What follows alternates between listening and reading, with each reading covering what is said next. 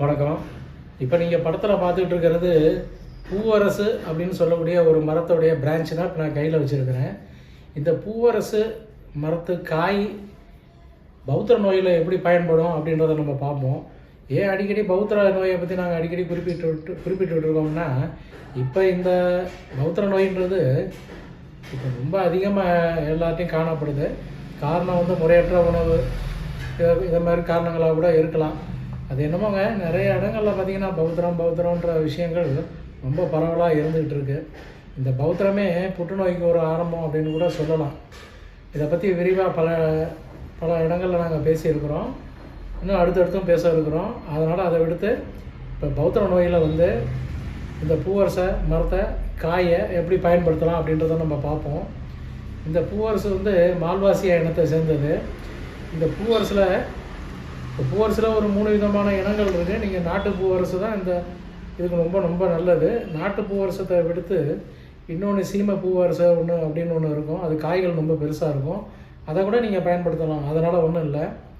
இந்த பூவரசில் இந்த பௌத்திரத்தில் ரொம்ப குத்தல் வலியோட உடைய தாமதமாகக்கூடிய கட்டியை எப்படி உடைக்கலாம் அப்படின்றத பார்ப்போம்.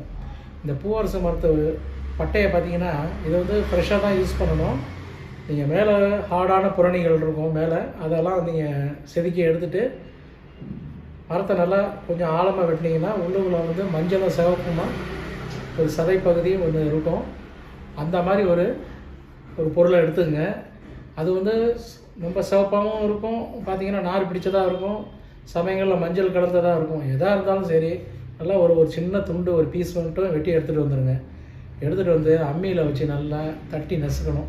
நிச்சயமாக மிக்ஸி அரைவையெல்லாம் லாகப்படாது, அம்மியில் வச்சு தான் நல்லா அரைக்கணும்.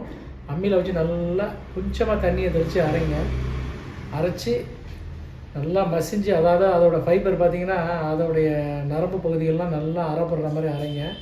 கொஞ்சம் அரைக்க முடியாத ஹார்டான ஸ்டெம்லாம் இருந்ததுன்னா அதெல்லாம் கையால் எடுத்து ரிமூவ் பண்ணிவிட்டு நீங்கள் தொடர்ந்து அரைச்சிக்கிட்டே வந்தீங்கன்னா அந்த நார்கள்லாம் நல்லா மசிஞ்சிடும். மசிஞ்சு வரப்போ கொஞ்சமாக ஒரு அரை டீஸ்பூன் உப்பு அதோடு வச்சு நல்லா திருப்பியும் அரைங்க.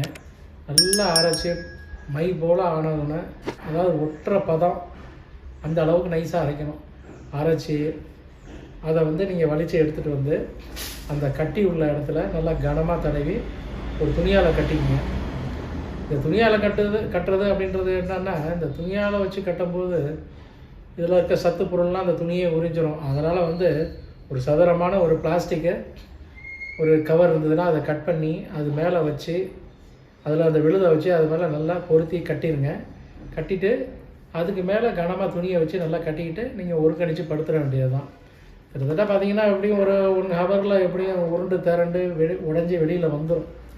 அப்படி திருப்பியும் உடையாமல் போனதுன்னா வெந்நீர் பார்த்து எடுத்துகிட்டு திருப்பியும் இதே மாதிரி இந்த விழுதை வச்சு கட்டினீங்கன்னா கண்டிப்பாக திரண்டு உடஞ்சிடும். அதில் ஒன்றும் மாற்றமே கிடையாது. உடஞ்சி உங்களுக்கு உள்ளுக்குள்ளே இருக்கிற இன்ஃப்ளமேஷன் எல்லாமே வெளியில் வந்துடும். நல்லா வந்ததுக்கப்புறம் க்ளீன் பண்ணி அதுக்கப்புறம் புண்ணாடுறதுக்கு நீங்கள் சாதாரணமாக இந்த பூவரசம் இலையோட மஞ்சளை வச்சு அரைச்சி அதை நீங்கள் தடவினீங்கனாலே புண்ணு ஆறிடும். இருந்தாலும் இந்த பௌத்திரன்றது ஒரு சாதாரண ஒரு வைரல் கட்டி கிடையாது. உள்ளுக்குள்ளே இருக்கிற பிரச்சனை நம்ம ஏற்கனவே சொல்லியிருக்கோம் அதை பற்றி.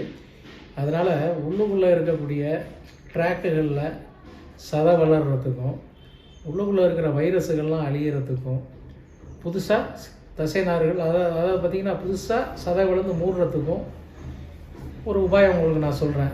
இந்த பூவரசம் காய்களை தேவையான அளவுக்கு கொண்டு வந்துடுங்க.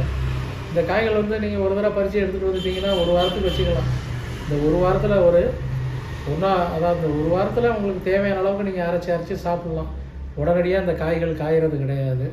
அதனால் ஃப்ரிட்ஜு இது மாதிரி விஷயங்கள்லாம் வச்சுக்குவாங்கன்னா நீங்கள் ஓப்பன்லேயே ஒரு நிழலில் அப்படியே வச்சுட்டிங்கன்னா அது ஒன்றும் அழுகி போகாது, கெடாமல் அப்படியே இருக்கும்.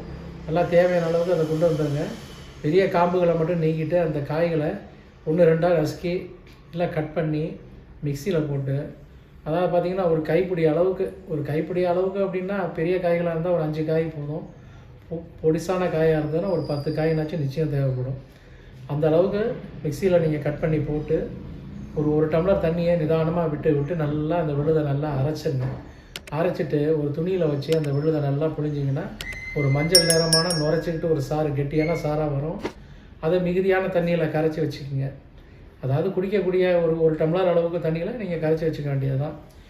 இது மாதிரி அப்பப்போ அரைச்சி அப்பப்போ வடிகட்டி ஒரு நாளைக்கு ஒரு 3 நேரம்னாச்சும் சாப்பிட்ணும். வியாதி தீவிரமாக இருந்தால் 4 நேரம் சாப்பிட்லாம். ஒரு கொஞ்சம் பெட்டராக இருக்குது அப்படின்னா நீங்கள் ரொம்ப வேதனை இல்லாமல் இருந்ததுன்னா ஒரு 3 நேரமே போதுமானது. சாப்பிடக்கூடியது அப்படின்னா காலம்பரை எம்டி ஸ்டமக்கிலே சாப்பிடணும். காஃபி டீ எல்லாம் சாப்பிடக்கூடாது. ஏன்னா காஃபி டீ இனிப்பு சேர்ப்போம். இனிப்பு இந்த நோய்க்கு ஆகாது, டைரி ஐட்டங்களும் ஆகாது. அதனால் பாலும் சேர்க்கக்கூடாது. நீங்கள் இந்த விழுதை தண்ணியில் கரைச்சி வடிகட்டிட்டு நீங்கள் காலம்பரை எம்டி ஸ்டமக்கில் சாப்பிட்ருங்க. அதுக்கப்புறம் சாயங்காலம் ஒரு 4 மணிக்கு சாப்பிட்ருங்க. ஒரு அந்தி பொழுதில் ஒரு 7 மணி போல் ஒரு டம்ளர் சாப்பிட்ருங்க. ஒரே தடவையாக அரைச்சி நீங்கள் தேவையான அளவுக்கு நீங்கள் அரைச்சி கூட நீங்கள் கரைச்சி கூட ஒரு பாத்திரத்தில் வச்சுக்கிட்டு கலக்கி வடிகட்டி கூட குடிக்கலாம். ஒரு தடவை நீங்கள் அரைக்கிறதுனா கூட அரைச்சி தேவையான அளவுக்கு எடுத்துக்கலாம். அதாவது ஒரு நாளைக்கு தேவையானதை அரைச்சி எடுத்து வச்சுக்கிட்டு கூட உபயோகப்படுத்தலாம். இருந்தாலும் அது நீத்து போய் அதுக்கு குணம் கிடும் அப்படின்றதுக்காக தான் அப்பப்போ அரைக்கிறது நல்லது. ஏன்னா காய் உங்களுக்கு காய்ச்சி போயிடாது உடனடியாக. அதனால் அப்பப்போ நீங்கள் அரைச்சிக்கிறது ஒரு புத்திசாலித்தனம். இப்படி தொடர்ந்து இதை நீங்கள் விடாமல் சாப்பிட்லாம். இதில் பொதுவாக எல்லோரும் என்ன சொல்லுவாங்கன்னா, பூவரசு ரொம்ப கடுமையாக பத்தியம் இருக்கணும் அப்படின்வாங்க. அது உண்மைதாங்க. ஏன்னா இது ஒரு டைப் ஸ்டீராய்டு பவர் உள்ளது. அதனால் டைரி ஐட்டங்கள், ஸ்வீட் ஐட்டங்கள் எல்லாமே அவாய்ட் பண்ணிவிடுங்க. குறிப்பாக மைதா சம்மந்தமான உணவுகளை நீங்கள் எந்த ரூபத்துலேயும் சேர்க்காதீங்க. அதேமாதிரி பார்த்திங்கன்னா கறி, மீன், கோழி, முட்டை அந்த மாதிரி மாமிச வகைகள்லாம் அவாய்ட் பண்ணிடணும். மதுபானம், சிகரெட்டு, புகையிலை இந்த மாதிரி விஷயங்கள்லாம் தவிர்த்துட்டு இது போதுமானதுங்க. ஒன்றும் பெரிய கடும் பத்தியம்னா உங்களுக்கு நிறைய விஷயங்கள்லாம் இருக்குது. அதாவது பரங்கிக்காய், பூசணிக்காய், அகத்திக்கீரை, கத்திரிக்காய், இப்படி நிறைய விஷயங்கள் சொல்லிட்டு போகலாம். நிலத்தில் அடியில் விளையக்கூடிய கிழங்கு வகைகளையும் நம்ம சொல்லலாம். இது மாதிரி இச்சையாக இருக்கக்கூடிய இச்சா பத்தியங்கள்லாம் கூட இதுக்கெல்லாம் வைக்கிறது உண்டு. இதுக்கு முக்கியமாக பூவரசு சம்மந்தமான மருந்து சாப்பிடும்போது வெயில் அலைச்சல் தான் ஆகாது. மற்றபடி இது ஒன்றும் செய்கிறது கிடையாது. இந்த சைடு எஃபெக்ட்டும் இந்த தவறுக்கு கிடையாது. அதனால் நீங்கள் தைரியமாக விடாமல் சாப்பிட்லாம். தினமும் சாப்பிட்ணுன்றது அவசியம் கூட இல்லை. சில பேருக்கு ஒரு வாரத்தில் ஒரு 4 நாள் கூட சாப்பிட்லாம். இல்லை ஒரு நாள் விட்டு ஒரு நாள் கூட இந்த மாதிரி இந்த விழுதை அரைச்சி புழிஞ்சி சாப்பிட்லாம். தொடர்ந்து சாப்பிட்டுட்டு வாங்க, நிச்சயம் நல்லாயிருக்கும். இதை நல்லா கூர்ந்து கவனிச்சிங்கன்னா இந்த ஒரே தாவரம் கட்டியை உடைக்கிறதுக்கு அது பட்டை பயன்படுற மாதிரி, உடைஞ்சதுக்கப்புறம் அந்த புண்ணை ஆத்துறதுக்கு அந்த இலை பயன்படுற மாதிரி, உள்ளுக்குள்ளே இருக்கிற நீடித்த பிரச்சனைக்கு இந்த காய்கள் பயன்படுற மாதிரி, இந்த ஒட்டுமொத்த பிரச்சனைக்கும் இந்த பூவரசிலே தீர்வு கிடைக்கிறது ஒரு ஆச்சரியமான விஷயம். இது அனுபவத்தில் உண்மை. நன்றி, வணக்கம்.